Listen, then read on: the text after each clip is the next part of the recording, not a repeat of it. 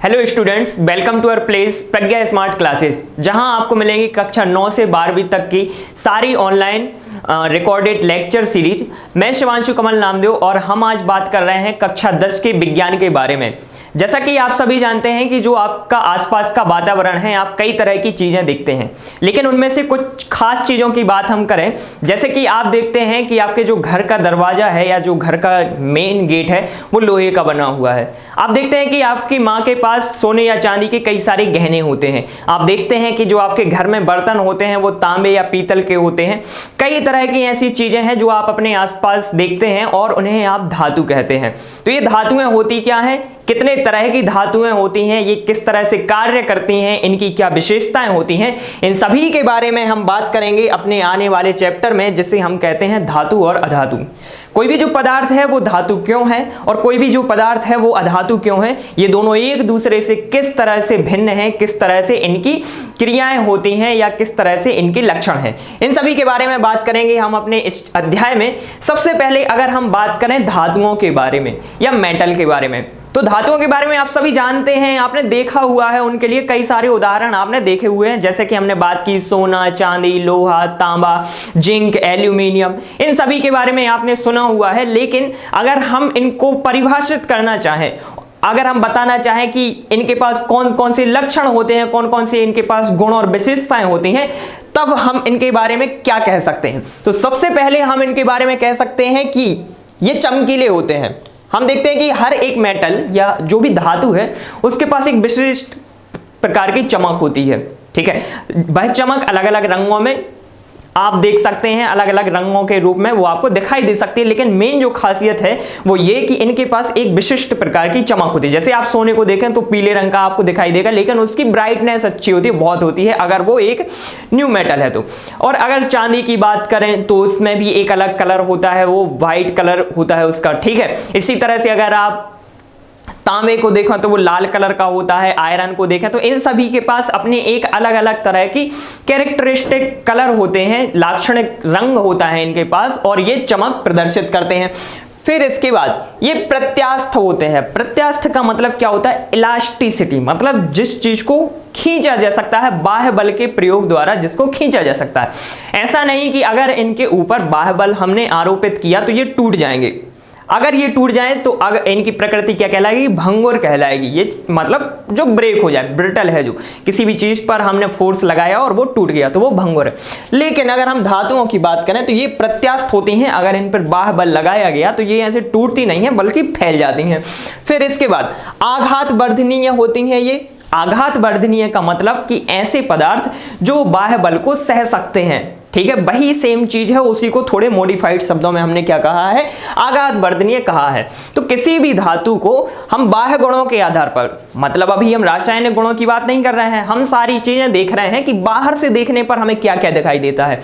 तो बाहर से देखने पर आपको दिखाई देता है कि इनके पास एक चमक होती है, पर्टिकुलर कोई विशिष्ट चमक होती है इनके पास आघात वर्धनीय इनकी गुण होता है, मतलब ये बाह्य बल को सह सकते हैं, ठीक है। और इसके साथ ही साथ ये प्रत्यास्थ होते हैं।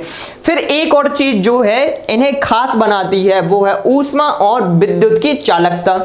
जितनी भी धातुएं हैं, सारी की सारी जो धातुएं हैं वो ऊष्मा और विद्युत की चालक होती हैं। इसका मतलब क्या है, इसका मतलब ये है कि किसी भी धातु की सतह से ऊष्मा और विद्युत का संचालन हो सकता है, ठीक है। मतलब इनके द्वारा होते हुए ऊष्मा एक जगह से दूसरी जगह गति कर सकती है, ठीक है। इसलिए आप देखते हैं जितनी भी इलेक्ट्रिसिटी होती है आपके चारों तरफ, जितनी भी इलेक्ट्रिसिटी आप तक पहुंच रही है, जैसे मान लो फैन लगा हुआ है, ठीक है, जो पंखा है वो जाके जुड़ा हुआ है बोर्ड से, इलेक्ट्रिसिटी बोर्ड से जुड़ा हुआ है। कैसे जुड़ा हुआ है, वो वायर्स के थ्रू जुड़ा हुआ है, ठीक है, उसमें तार लगे हुए हैं। अगर उन तारों को आप देखेंगे तो वो सारे के सारे तार काय के बनाए जाते हैं, धातुओं के बनाए जाते हैं। क्यों बनाए जाते हैं, क्योंकि हमने अभी बात की कि ये विद्युत के सुचालक होते हैं, मतलब ये अपने अंदर से विद्युत को होकर जाने देंगे, एक जगह से दूसरी जगह तक विद्युत को होकर जाने देंगे। अब आप सोचिए कि अगर हमारे पास मेटल्स ना होती, अगर हमारे पास धातुएं ना होती प्रकृति में, तो आप तक विद्युत कैसे पहुंचती, क्योंकि और बीच में कोई एजेंसी ऐसी हमें चाहिए जो अपने में से विद्युत को होकर जाने दे। लेकिन बाकी जैसे अगर आप चीजें देखें, चाहे लकड़ी हो या प्लास्टिक हो या कांच हो, ये अपने अंदर से विद्युत को पास नहीं होने देते हैं।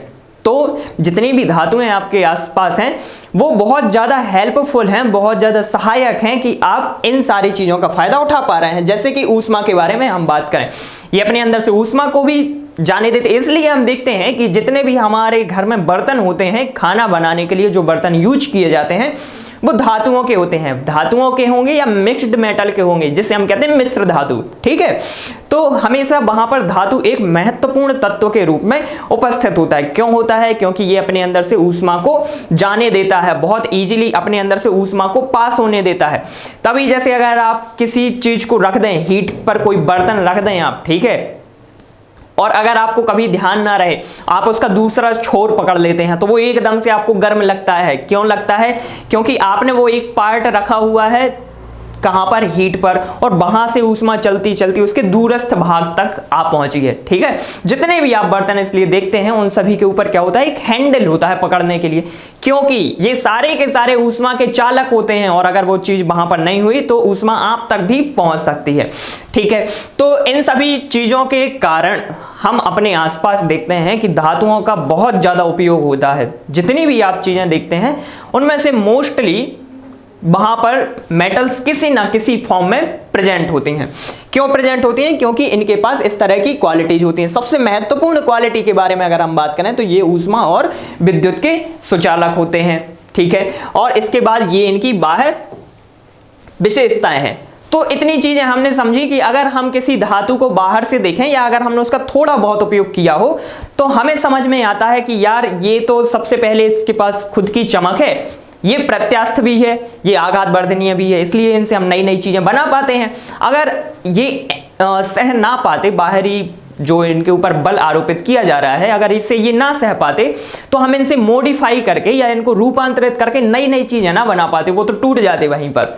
तो इसके कारण ये बहुत हेल्पफुल इसकी एक प्रॉपर्टी है या इसका बहुत महत्वपूर्ण गुण है जिससे हम अपने दैनिक जीवन में कई तरह से उपयोग कर पाते हैं। इसके बाद ये ऊष्मा और विद्युत की सुचालक होती हैं। ठीक है, इतना बात हमने समझा बाहर से देखने पर, लेकिन हम बात कर रहे हैं रसायन शास्त्र के अनुसार। हम केमिस्ट्री के पर्सपेक्टिव से देखने की कोशिश कर रहे हैं कि ये धातुएं आखिर क्या हैं, क्या ऐसी चीजें हैं जिसके कारण ये सारे गुण प्रदर्शित होते हैं। ठीक है, तो रसायन शास्त्र धातुओं को इस तरह से प्रदर्शित करता है, वो कहता है कि ये एक तत्व है। तत्व का मतलब क्या होता है? तत्व को हम सभी जानते हैं कि इनको एलिमेंट भी कहा जाता है इंग्लिश में।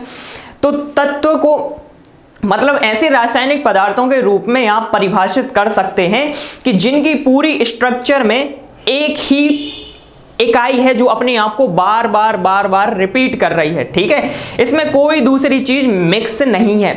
कैसे? मतलब जैसे मान लो हम बात कर रहे हैं लोहे की, ठीक है, हम आयरन की बात कर रहे हैं, तो इसकी पूरी संरचना में हमेशा आपको लोहे के ही परमाणु देखने के लिए मिलेंगे, यहां पर कोई दूसरी चीज नहीं मिलेगी। मतलब जब कोई भी पदार्थ बिल्कुल शुद्ध अवस्था में उपस्थित होता है तब हम उसे क्या कहते हैं? तत्व कहते हैं, क्योंकि उसमें कोई भी मिश्रित चीज नहीं है या कोई भी उसमें अशुद्धि नहीं है, कोई भी इंप्योरिटी नहीं है। ठीक है, तो वे तत्व हैं धातुएं जो सरलता से इलेक्ट्रॉन त्याग कर धनायन बनाते हैं। ठीक है, अब इसका मतलब क्या है? जैसे हमने कहा कि हमारे पास आयरन है या लोहा है जिसे हम Fe से प्रदर्शित करते हैं। तो हम जब भी रसायन शास्त्र में बात करते हैं तो हम चीजों के बारे में इस तरह से बात करते हैं कि यार कोई भी जो पदार्थ है ये इलेक्ट्रॉन ग्रहण कर लेता है या इलेक्ट्रॉन त्याग देता है। ठीक है, तो यहां पर अगर हम धातुओं की बात करें, सारी की सारी जो आप धातुएं देखेंगे, चाहे मान लो हम यहां आयरन की बात कर लें या हम तांबे की या जैसे हम कॉपर कहते हैं उसकी बात कर लें, जितनी भी आप मेटल देखेंगे, चाहे सोडियम की बात कर लें, ये सारे के सारे इलेक्ट्रॉन त्याग देते हैं। क्यों त्याग देते हैं भाई? इसके पास ऐसी क्या मतलब, क्यों इतना दानवीर है ये कि इलेक्ट्रॉन त्याग देता है? इसलिए त्याग देता है क्योंकि ये इलेक्ट्रॉन इसके पास एक्स्ट्रा है या अतिरेक में है। अब इसको इसकी जरूरत नहीं है। ठीक है, क्यों जरूरत नहीं है इसके बारे में हम आगे समझेंगे। सबसे पहली बात कि इसे इलेक्ट्रॉन की जरूरत नहीं है। जब आपके पास ज्यादा चीजें हों, ठीक है, अपने से ज्यादा हो, जब आपने पेपर आ रहा है आपका, ठीक है, आप पढ़ चुके हैं, बहुत ज्यादा पढ़ चुके हैं, आपको लग रहा है कि पेपर बन जाएगा, तो आप क्या करेंगे, अपने दोस्तों की सहायता करने लगेंगे। ठीक उसी तरह से इसके पास है कि अब इसको जितनी जरूरत थी ना इलेक्ट्रॉन, उतने इसके पास हैं और उससे एक्स्ट्रा ही हैं। तो अगर किसी को जरूरत पड़ गई काम चलाने के लिए तो ये अपने इलेक्ट्रॉन उसको दे सकता है। ठीक है, इलेक्ट्रॉन ये जैसे ही त्यागे इसने, तो ये क्या बनाएगा, धन आयन बनाएगा। ठीक है, एक चीज इसके यहां से निकल गई तो हमने इसे क्या कह दिया, धन, प्लस चार्ज इसके पास आ जाता है। ठीक है, और ये क्या करता है, धातुओं के परमाणु के साथ धात्विक बंध बनाता है। तो रसायन शास्त्र दो टर्म्स में परिभाषित करता है धातुओं को। सबसे पहली बात तो ये कि ये आसानी से इलेक्ट्रॉन त्याग कर सकता है, और जैसे ही कोई भी तत्व इलेक्ट्रॉन त्याग करता है तो उसके ऊपर जो आवेश आता है हम उसे क्या कहते हैं, धनावेश कहते हैं। धनावेश को आप परिभाषित कर सकते हैं कि इलेक्ट्रॉन की कमी के रूप में, कि इलेक्ट्रॉन यहां से निकल गए हैं। ठीक है, तो धातुओं से इलेक्ट्रॉन निकल जाते हैं और ये धनायन बनाते हैं। और इसकी एक दूसरी जो प्रॉपर्टी है वो ये कि ये जो बंध बनाते हैं, जैसे मान लो कि आपके पास एक सोडियम है। ठीक है, सोडियम क्या है, दूसरे किसी एटम के साथ या खुद के ही साथ जब बॉन्ड बनाएगा तो वो बॉन्ड क्या कहलाएगा, धात्विक बंध कहलाता है। दूसरे धातुओं के परमाणुओं के साथ धात्विक बंध बनाता है। जैसे कि आप देख रहे हैं कि मान लो कोई भी मेटल ले लो, कोई भी धातु ले लो, जैसे कॉपर ही ले लो, तो उसमें हमने कहा ना कि पूरी उसकी जो संरचना है उसमें कई सारे उसके परमाणु उपस्थित होंगे। तो वो परमाणु जुड़े कैसे हैं भाई, जैसे कि हम मकान में देखते हैं कि आपके पास दीवार है, तो दीवार में बहुत सारी ईंटें हैं, वो ईंटें कैसे जुड़ी हुई हैं, वो गारे से जुड़ी हुई हैं, उसके बीच में सीमेंट है। ठीक है, तो उसी तरह से अगर हम किसी धातु की बात कर रहे हैं और हम कह रहे हैं कि उसमें बहुत सारे परमाणु हैं, तो वो कैसे जुड़े हुए हैं, उनके बीच में कोई ना कोई आकर्षण बंध होगा ना। जो आकर्षण बंध उनके बीच में होता है हम उसे क्या कहते हैं, धात्विक बंध कहते हैं या मेटेलिक बॉन्ड कहते हैं। ठीक है, तो हमने धातुओं को दो तरह से देखा कि पहले तो ये बाहरी रूप से इन्हें कैसे परिभाषित किया जाए और रसायन शास्त्र की सीमाओं के अंदर इसे कैसे परिभाषित किया जाए। तो हमने जब ये सारी चीजें देख ली तो हमारे सामने कुछ उदाहरण सामने आए कि यार ये चीजें हैं जो हमारे जो बनाए हुए पैमानों पे पूरी तरह से खरी उतर रही हैं। जैसे कि आयरन है जिसे हम लोहा कहते हैं या Fe से प्रदर्शित करते हैं, कॉपर जिसे आप तांबा कहते हैं, एल्यूमिनियम है, मैग्नीशियम है, सोडियम है, एल्यूमिनियम वगैरह के ये बहुत सारे बर्तन बनाए जाते हैं, आप अपने घरों में देखते होंगे, सोडियम। फिर इसके बाद लेड है या जिंक है, ये सारी धातुएं अलग अलग तरह के पदार्थ बनाने में उपयोगी होते हैं। जैसे सोडियम की अगर आप बात करें तो सोडियम कहाँ उपस्थित होता है, जो आप नमक यूज करते हैं जिसे कहा जाता है सोडियम क्लोराइड। ठीक है, उसमें ये सोडियम प्रेजेंट होता है। फिर इसके बाद ऐसी कई सारी धातुएं उपस्थित हैं, बहुत सारी धातुएं। पूरे अगर बात करें हम प्रकृति में हमारे लिए लगभग 118 तत्व ज्ञात हैं। पूरे रसायन शास्त्र में जो भी चीजें घूमती हैं वो काय के आसपास होती हैं, 118 तत्व होते हैं। उनमें कुछ धातुएं हैं, कुछ अधातुएं हैं और कुछ क्या है, उपधातुएं हैं, इनको आप कह सकते हैं। तो इस तरह से अलग अलग तत्व प्रेजेंट हैं नेचर में, बहुत सारी धातुएं उपस्थित हैं जो हमारे लिए अलग अलग तरह के कार्यों को पूर्ण करने में सहायता करती हैं। फिर इसके बाद अगर हम बात करें कि धातुओं के गुणधर्म, किन गुणधर्मों के बारे में हम बात करते हैं मेनली, तो ये सारी चीजें जो आप देख रहे हैं ये बाहर से देखी जा सकने वाली चीजें हैं।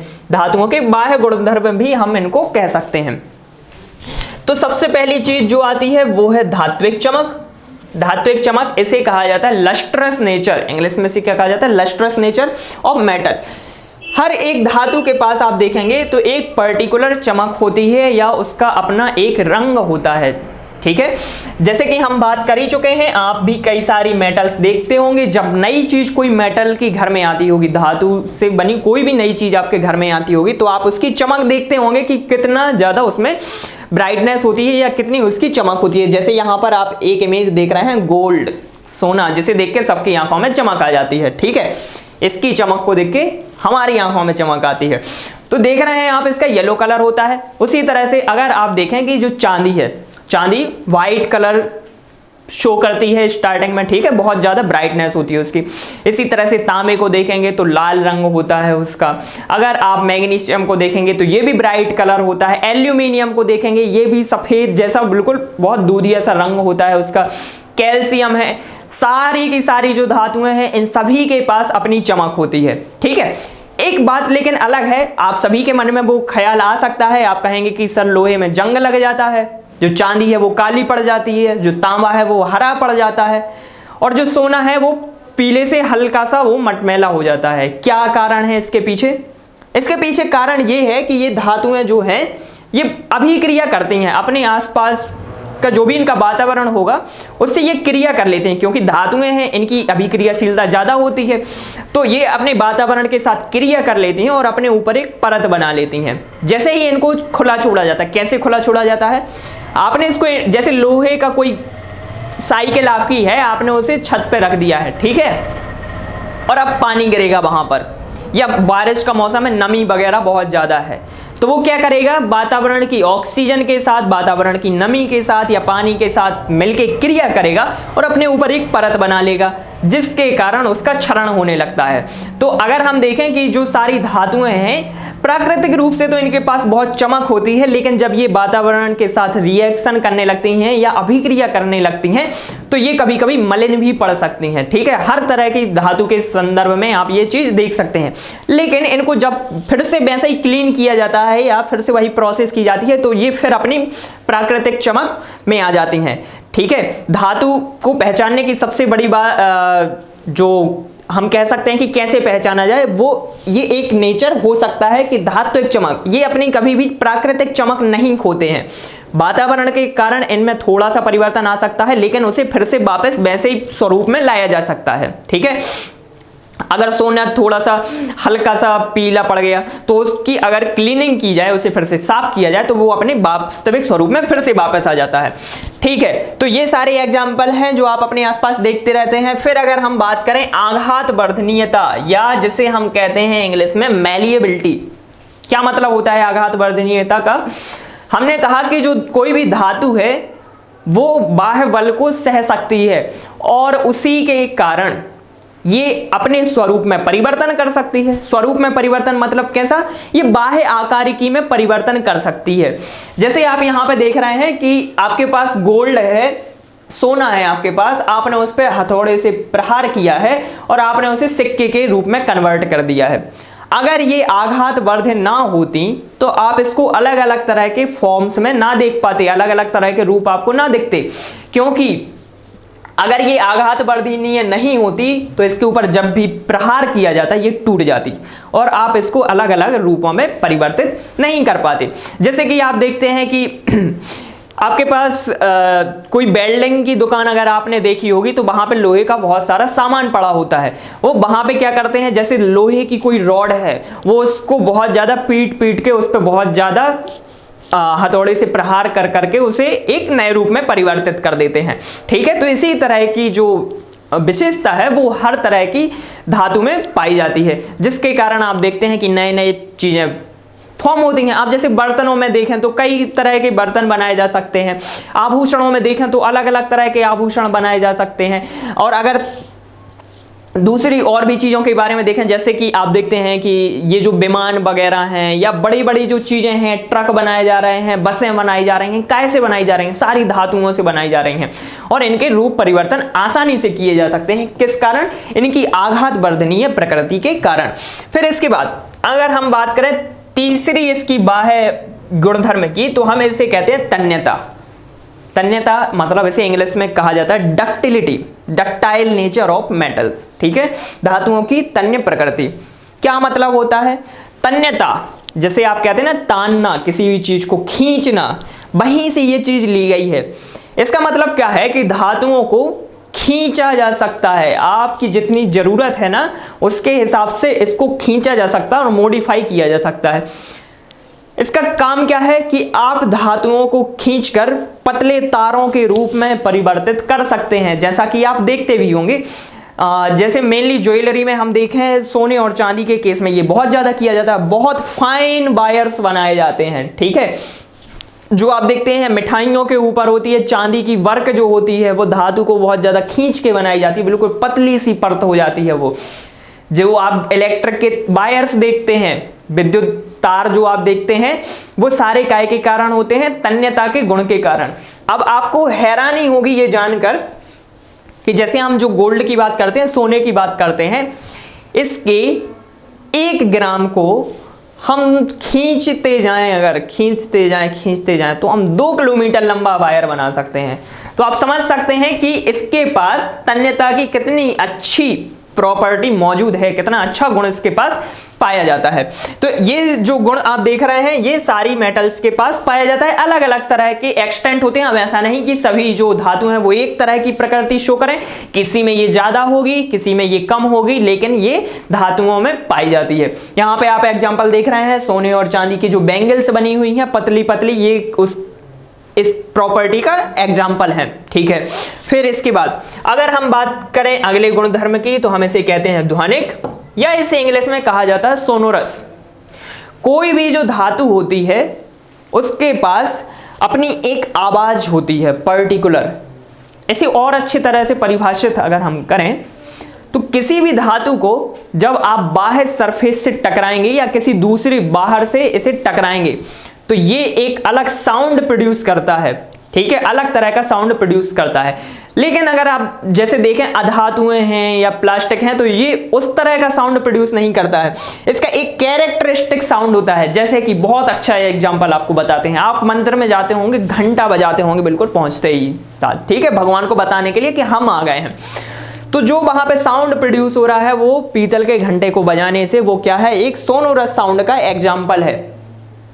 क्या है कि जो धातुएं हैं वो अपनी एक प्राकृतिक या कह सकते हैं कि एक लाक्षणिक ध्वनि प्रस्तुत करती हैं या प्रकट करती हैं, जैसे हम उसकी ध्वनिक प्रॉपर्टी कहते हैं या उसका ध्वनिक गुण कहते हैं। ठीक है, फिर इसके बाद अगर हम देखें अगले गुण की तरफ तो इसे हम कहते हैं चालकता। चालकता मतलब कंडक्टिविटी।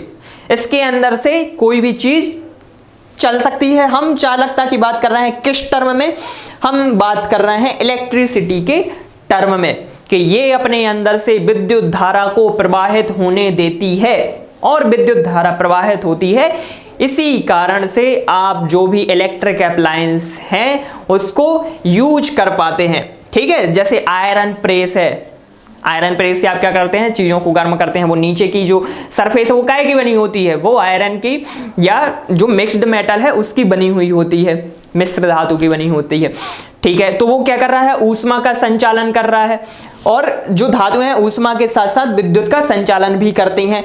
जो भी आप अपने आसपास देखते हैं कि जितने भी इलेक्ट्रिक सर्किट होते हैं उन सभी में तारों का प्रयोग किया जाता है, और जो तार आप यूज करते हैं, विद्युत तार जिन्हें हम कहते हैं, वो हमेशा काय के बने होते हैं, धातु के बने होते हैं। कौन सी धातु के बने होते हैं, मेनली हम देखते हैं कि कॉपर या जिसे हम तांबा कहते हैं या एल्यूमिनियम हम जिसको कहते हैं, इनके तार बनाए जाते हैं। क्यों बनाए जाते हैं, क्योंकि ये बहुत अच्छे से विद्युत धारा एक जगह से दूसरी जगह प्रवाहित कर सकते हैं।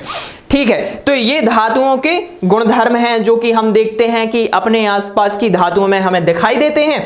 फिर अगर हम बात करें लेकिन कि आपने अगर कोटा फैक्ट्री देखा होगा यूट्यूब पर, तो वहां पर एक टीचर कहता है chemistry is all about exceptions.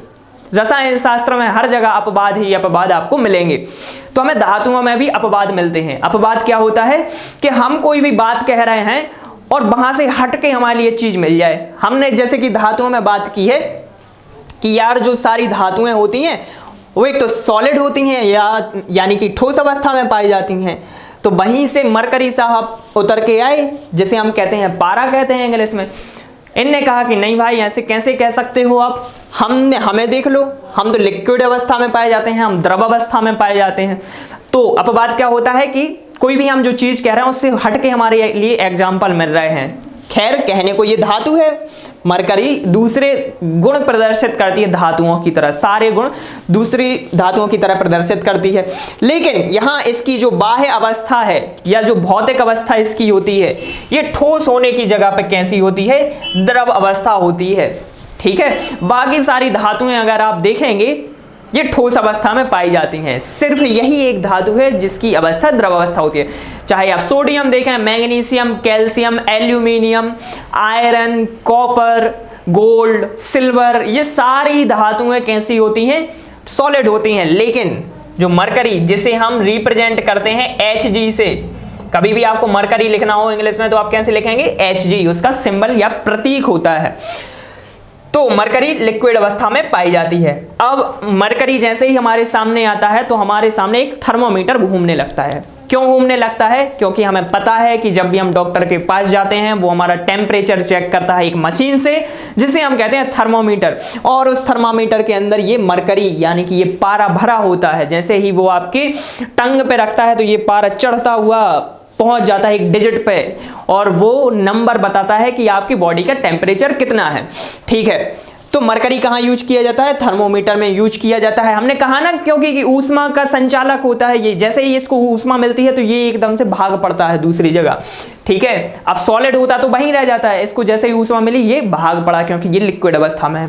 फिर इसके बाद अगर हम बात करें आयोडीन की, आयोडीन सब जानते होंगे, आयोडीन युक्त नमक खाते हैं हम ताकि हमें घेंगा ना हो जाए, ग्वाइटर डिसीज ना हो जाए। ठीक है, तो आयोडीन होता क्या है? सबसे पहले आपको बता दें कि आयोडीन धातु नहीं है, लेकिन हमने इसे यहाँ क्यों रखा हुआ है?